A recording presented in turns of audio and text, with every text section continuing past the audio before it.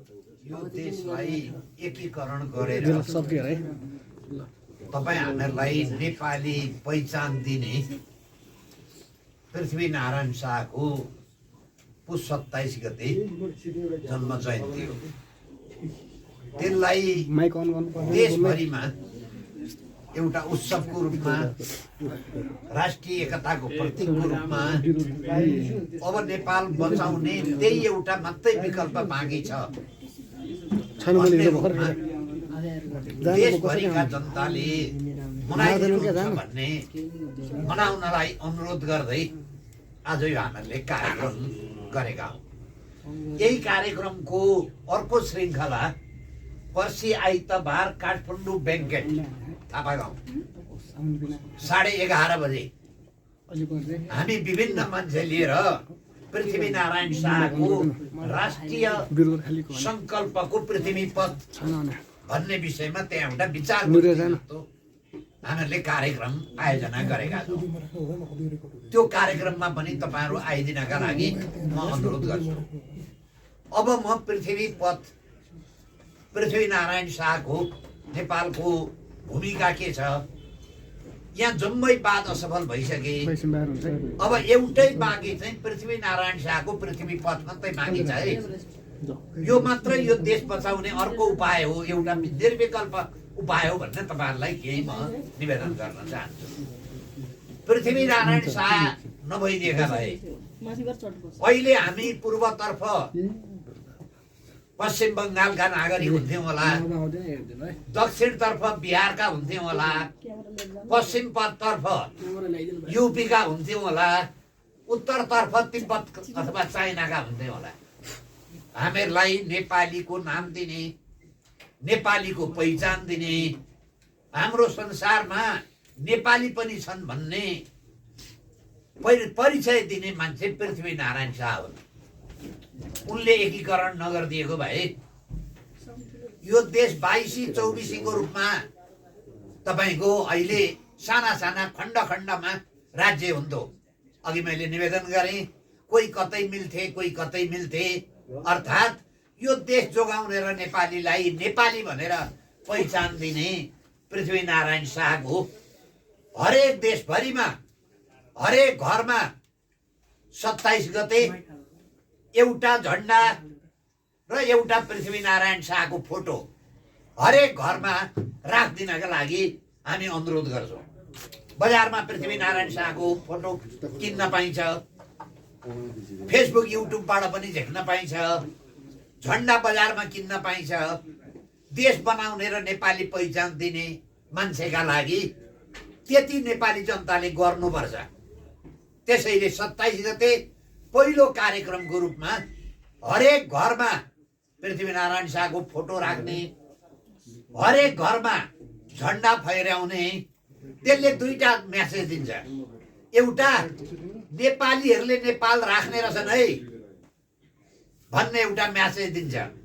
एउटा, अब माओवाद असफल भइसक्यो, गान्धीवाद असफल भइसक्यो, अब युक्रेनको जेलेन्स्कीवाद आउँदैछ।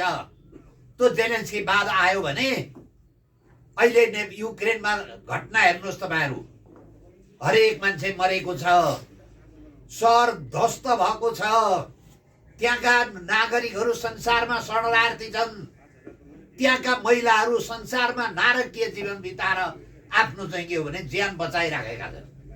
नेपालको घटनाक्रम र युक्रेनको घटनाक्रम ठ्याक्कै मिल्छ।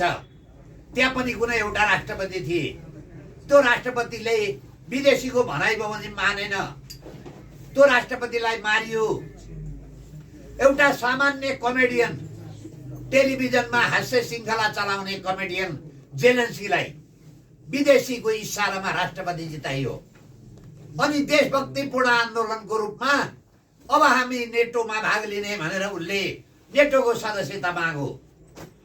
रुस र एकातर्फ रुस, अर्कातर्फ अमेरिकाको दबावले युद्ध भयो। अहिले त्यो युद्धले हरेक संसारका हरेक नागरिक प्रभावित छन्। हामी नेपाली पनि प्रभावित छौँ, संसारका हरेक देश प्रभावित छ। एउटा सानो क्षेत्रमा युद्ध हुँदा त्यसको कति ठुलो नोक्सानी हुन्छ भन्ने कुरो युक्रेनको युद्धबाट देखिन्छ।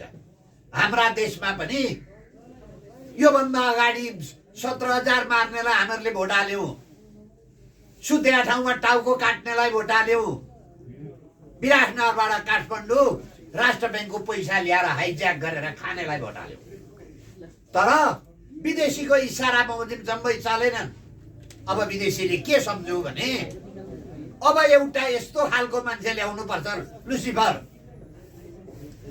त्यो मान्छे युक्रेनको जस्तो हुन्छ, जेलेन्स्की जस्तो सिंहदरबार डढाउने भनेको छ। अब नेपालमा प्रस्तावित प्रधानमन्त्री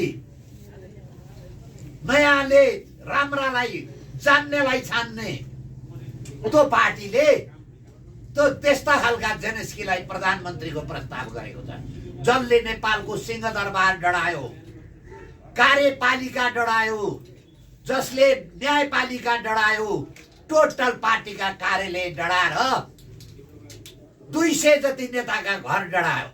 तर कुनै निकायले त्यसलाई जिम्मेवार बनाउन सक्दैन। सार्वजनिक रूपमा अभिव्यक्ति दिएको छ, म सिंहदरबार डढाउँछु भनेर। कोही मान्छेले भनेनन्। अब त्यस्ता मान्छेलाई नेपाली जनताले प्रधानमन्त्रीको रूपमा प्रस्तुत गरे, प्रधानमन्त्रीको कुर्सीमा विराजमान गराए भने नेपाल असम्भावी छ। त्यो कस्तो मान्छे रहेछ, नगरपालिकाको मेयर जनतालाई भेट्नु पर्दैन, कोही जनताले कुरो गर्न पाउँदैन, कुनै पत्र पत्रिका र टेलिभिजनमा अन्तर्वार्ता दिनु पर्दैन, कसैसँग भाषण गर्नु पर्दैन। धेरै मानिसहरूले त नसामा लट्ठ हुनुहुन्छ। उहाँले सही मात्रै गरिदिनुहुन्छ। त्यो काम डिजाइन भइराखेको छ। कोही भ्रष्टाचारबाट अख्तियारमा फाइल भएका मान्छे यो देशको सुशासन गर्न आएका छन्। कोही सहकारीको पैसा खाएको हो, मैले यो पैसा मैले धरोटी राखेँ, अरू थप पैसा खाएको प्रमाणित भयो भने म यो पनि तिर्छु भनेर कागज गरेर आएका छन्। नेपाली जनताले नेता मान्नका लागि अपराध नभइकन नेता मान्दैन। अब अहिले कस्ता नयाँ अपराधीहरू आए, लुसिफरहरू आए, सिंहदरबार डढाउने आए। त्यो सागको पैसा, कुखुरा बेचेको पैसा, बुढेसकालमा औषधि उपचार गर्छु भनेर ती आमा दिदी बहिनीले राखेका पैसा खाने एक ठाउँ होइन 5 जिल्लामा खाएको छ। उहाँले साबिती हुनुहुन्छ। अदालतको आदेश बमोजिम उहाँले धरोटी राख्नु भएको छ। त्यस्ता मान्छे सम्पन्न बनाइदिन्छु हामीहरूले सुन्यौँ। पहिले नेपाललाई सिङ्गापुर बनाइदिन्छु भन्ने मान्छे पनि देख्यौँ। बालुवाटारबाट प्रकट हुँदा एसियाको माथि पुर्याइदिन्छु भन्ने पनि देख्यौँ।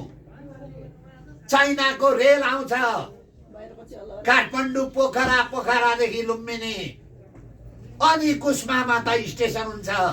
एमालेलाई भोट हाल्नुहोस्, घडेरी किन्नुहोस् भन्ने नेता पनि भेटिए।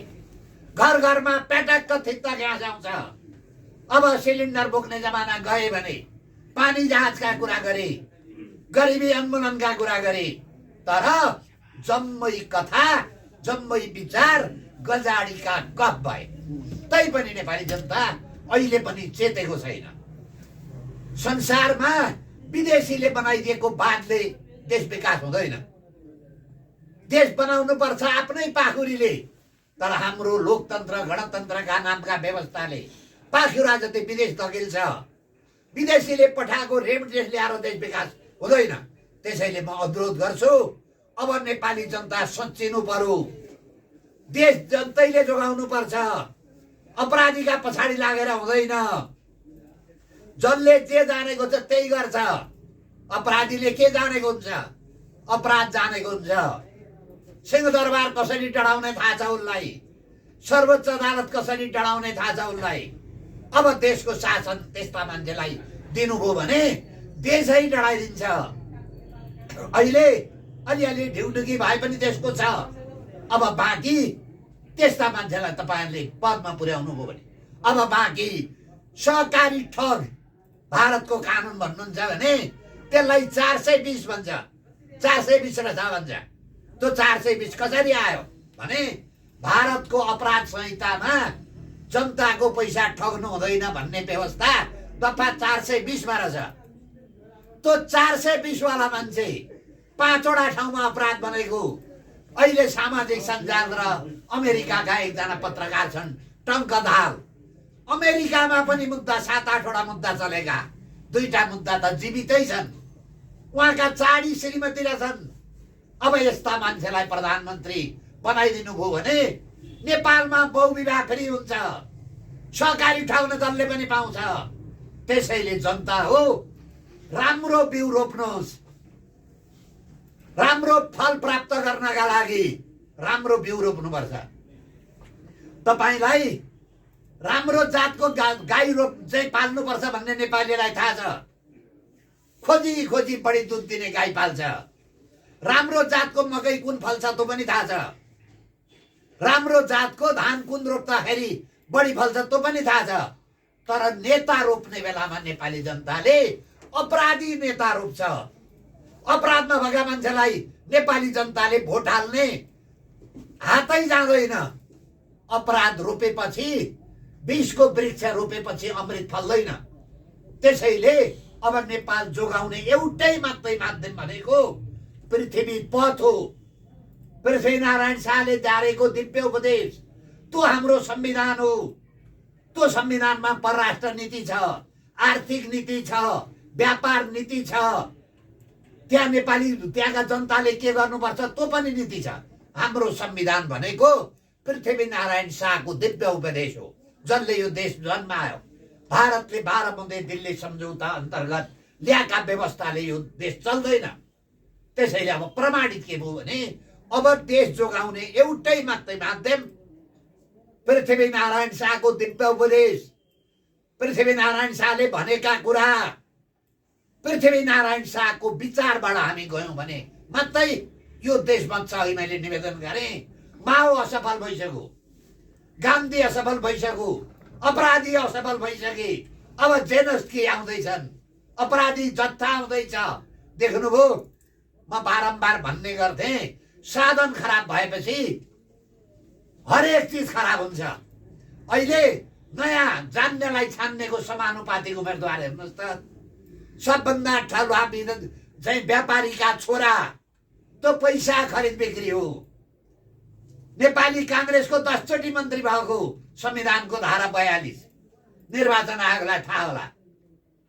आर्थिक, सामाजिक र शैक्षिक स्थितिले पछाडि परेका वर्गका लागि छुट्याएको समानुपातिक निर्वाचन प्रणाली। यही निर्वाचन प्रणालीले यो व्यवस्था र यो संविधान बदनाम भयो। आज हरेक पार्टीमा समानुपातिकका झगडा छन्। कांग्रेसमा झगडा छ, माओवादीमा झगडा छ, रासोपामा झगडा छ। अब यी विदेशी पनि अमेरिकाले समानुपातिक निर्वाचन प्रणाली राख्दैन, बेलायतले राख्दैन, नर्वेले राख्दैन। तर तिनीहरूले पैसा दिएर नेपाली समाज भाड्नका लागि समानुपातिक निर्वाचन प्रणाली राखो। को हुने त समानुपातिक निर्वाचन प्रणालीमा? सबभन्दा माथिल्ला वर्ग प्रधानमन्त्रीकी श्रीमती आर्जु राणा, सबभन्दा ठुला व्यापारी विनोद चौधरी, 10 चोटि मन्त्री भएका अर्जुन नरसिंह केसी, अनि राष्ट्रिय स्वतन्त्र पार्टीलाई का नेतालाई सहकारीमा धरौटी राखिदिने ठुल्ठुला ठक्का मतियारहरू। अब यस्ता मान्छेबाट केही हुनेवाला छैन। यो पछाडि परेका वर्गका लागि छुट्याएको यो निर्वाचन प्रणाली, म एउटा उदाहरण दिन्छु। बिरामीका लागि छुट्याएको औषधि, भोकाका लागि छुट्याएको खाद्यान्न कसले खायो? सबभन्दा बढी पेट भरेकाले, एउटा पनि रोग नलागेकाले त्यो औषधि र त्यो खाद्यान्न खायो। त्यो बिरामी निको हुन्छ? हुँदैन। पछाडि परेका महिला, आर्जु राणाले समानुपातिक सिट पाएर महिलाको केही हुँदैन।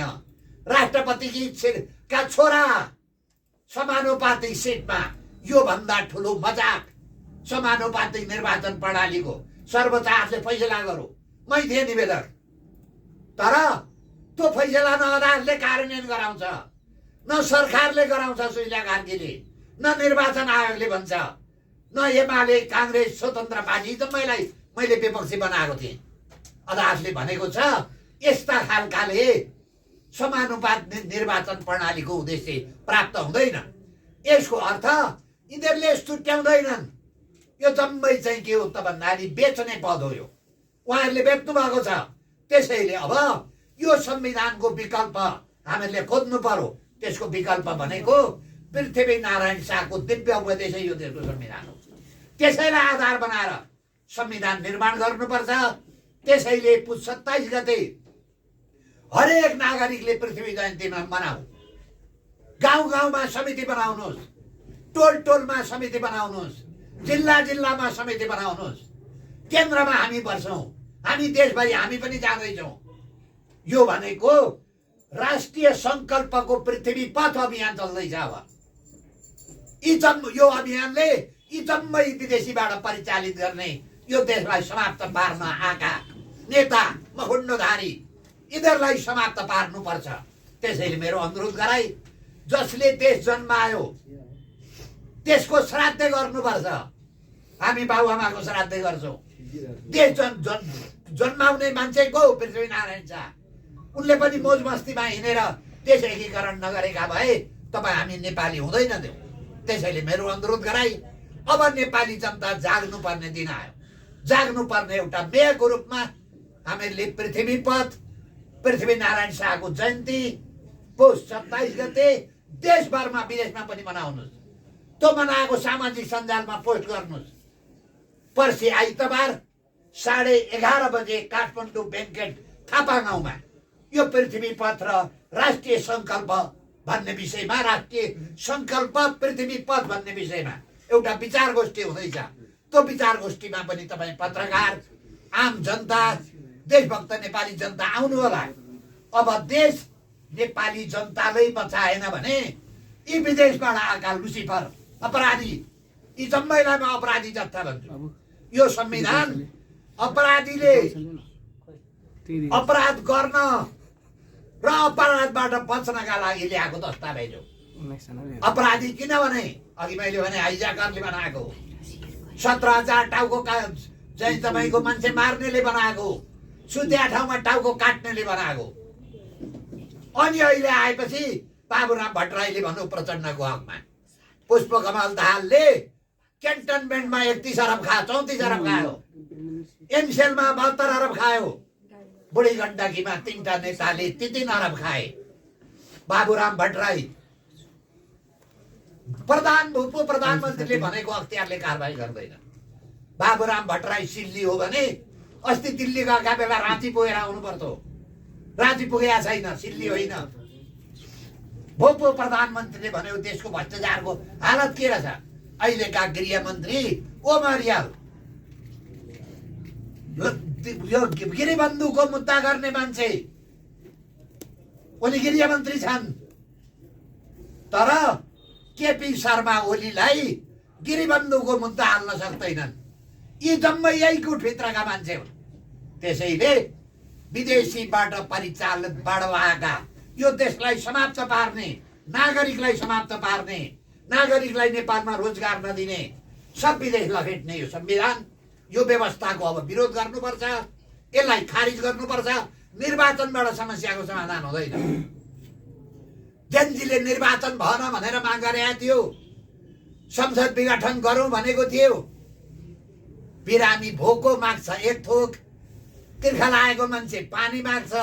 उहाँहरू भुङ्रो हालिदिनु भएछ। त्यो भोक लागेका मान्छेलाई पानी, प्यास लागेका मान्छेलाई। नेपालमा निर्वाचन नभएर समस्या भएको होइन।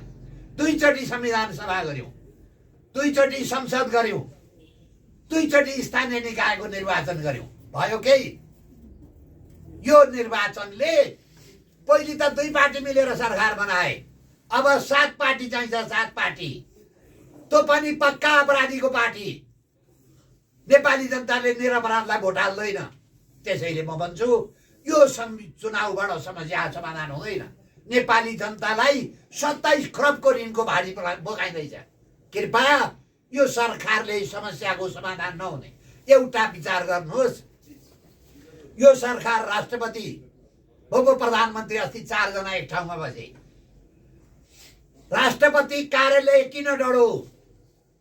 राष्ट्रपतिको निजी घर किन डढो? सिंहदरबार किन डढो? संसद किन डढो? टोटल पार्टीका कार्यालय किन डढे? र टोटल नेताका घर किन डरे, त्यसको उद्देश्य, त्यसको किन डरे त्यो कुरो पत्ता लगाउनुहोस्। त्यो रोग निको नपागिकन चुनाव गराएर समस्याको समाधान हुँदैन। यो संविधान जोगाउन, सुशीला कार्कीलाई चाहिँ त्यही प्रधानमन्त्री बनाउन, रवि लामेछानेलाई सहकारी ठगी मुद्दाबाट जेलबाट छुटाउनका लागि मात्रै 76 जना जेनजीले आन्दोलन गरेका होइन। त्यसैले जे कारणले आन्दोलन भयो त्यो कारण सम्बोधन नभइकन यो समस्याको समाधान हुँदैन, निर्वाचन गरेर पनि हुँदैन। अहिलेको सरकारले सक्नुहुन्छ भने जेनजी राजा र पार्टीका बीचमा एउटा सहमति गराउनुहोस्। जेनजीले किन आन्दोलन गरे, किन यो व्यवस्थाले सिङ्गापुर भएन, किन भ्रष्टाचार नियन्त्रण भएन। गणतन्त्रता सिक्किममा पनि आएको थियो, गणतन्त्रता अफगानिस्तानमा पनि आएको थियो, भयो त शान्ति। त्यस्तै खालको कामका लागि नेपालमा गणतन्त्र आयो। त्यसैले अर्को पनि म एउटा हाम्रा मित्र राष्ट्र भारत र चीनलाई भन्छु, छिमेकीको घरमा आगो लाएर आफू सुरक्षित हुँदैन। नेपालमा आगो लाउनु भयो, त्यो आगो अहिले भारतको पूर्वोत्तर क्षेत्रका 7 वटा राज्यमा सल्कियो। अब त्यो आगो चीनमा सल्किन्छ। त्यसैले भारत र चीन एक भएर यो लुसिफरको व्यवस्था, अपराधीको व्यवस्था, अपराध गर्नेको व्यवस्था समाप्त पार्नुहोस्। तपाईहरुको देश जोगाउनु छ भने राजा चाँडो राख्नुहोस्, होइन भने हामी त जान्छौं। एउटा हिन्दीमा गीत छ, हम तो जाएंगे सनम मगर आपको भी लेके जाएंगे। भारत र चीन पनि बत्दैन। त्यसैले मौकैमा भारतका प्रधानमन्त्री मोदी, चीनका राष्ट्रपति सीले छेउमा आइसक्यो शत्रु। त्यो शत्रु कस्तो, जेलेन्स्की खालको, निकट भविष्यमा फागुन 21 मा आउँछ। त्यो आयो भने तपाईहरुको देश पनि हामी त खरानी हुन्छौं, आधी खरानी भइसक्यौं। तर तिम्रो देश पनि बत्दैन है। त्यसैले चाँडो बुद्धि पुर्याउनुहोस्, यो नेपालको अस्थिरतालाई समाप्त पार्नुहोस्। त्यसो गर्नु नै नेपालीको पनि हितमा छ, भारतको पनि हितमा छ र मित्र राष्ट्र चीनको पनि हितमा छ। यो अशान्तिको केन्द्र नेपाल भयो भने त्यसको बाछिटा धेरैलाई असर गर्छ। र अन्त्यमा फेरि म एकचोटि यो चाहिँ पुस 27 गते राष्ट्रिय दिवसको रूपमा जम्मै नागरिकलाई पृथ्वीनारायण शाहको चर्चा गर्नुहोस्, पृथ्वीनारायण शाहको दिव्य उपदेश पढ्नुहोस्, पृथ्वीनारायण शाहले भनेको व्यापार नीति हेर्नुहोस्, पृथ्वीनारायण शाहले भनेको दुई ढुङ्गाको तरुलको अर्थ बुझ्नुहोस्। त्यसैले फेरि अन्तिममा म निवेदन गर्छु, हरेकले पृथ्वीनारायण शाहको एक वटा फोटो घरमा राख्न र 27 गतेलाई राष्ट्रिय दिवसको रूपमा मनाउन अनुरोध गर्दै म बिदा हुन्छु।